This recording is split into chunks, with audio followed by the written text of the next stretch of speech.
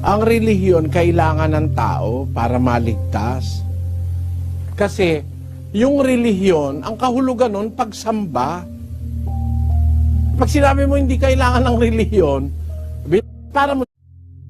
Ang relihiyon kailangan ng tao para maligtas. Kasi yung relihiyon, ang kahulugan nun, pagsamba. Pag sinabi mo hindi kailangan ng relihiyon, para mo sinasabi hindi kailangan ng pagsamba.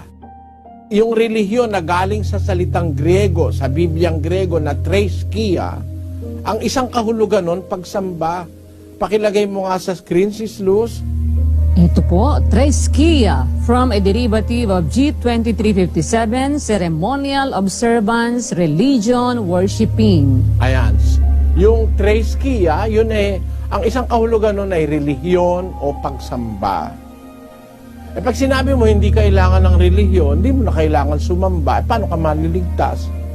Kailangan tayo sumamba o maglingkod sa Diyos. Sumunod sa mga kautusan. Yun ang tinatawag na ceremonial observance. Pagsunod sa mga palatuntunan ng Diyos. Kaya, biblically speaking, pag-uusap na makabiblia, kailangan ang relihiyon. Kaya lang, hindi yung relihiyong inimbento ng tao o itinayo ng tao. Gistres ng Roma. Sapagkat sa hindi nila pagkaalam ng katwiran ng Diyos at sa pagsusumakit na maitayo ang sariling kanila, ay hindi sila napasakop sa katwiran ng Diyos. Pero mga tao nagtayo ng kanilang sariling relihiyon, hindi sila napasakop sa katwiran ng Diyos. Kaya kung kailangan ng relihiyon, yung relihiyong ang Diyos ang nagtayo, ang Diyos ang nagturo. Pero yung itinayo ng tao, hindi yun ang kailangan. Kaya ginagawa nila, dinadaan nila sa filosofya, siguro wala silang tiwala sa relihiyon, mismo silang gumawa. Pero pag ang relihiyon, yung kaparaanan nun ay galing sa Diyos, hindi mo pwedeng sabihin hindi kailangan yon. Kailangan yon sa kaligtasan.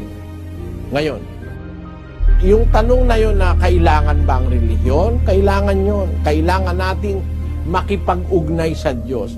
Ang kahulugan kasing isa ng relihiyon ay relihiyon.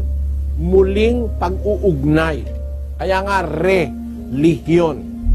Sa Latin ay religio. Religio, muling pag-uugnay, muling pagtatali. Ang tao kasi nahiwalay sa Diyos dahil sa kasalanan. Sinasabi yan sa 5:20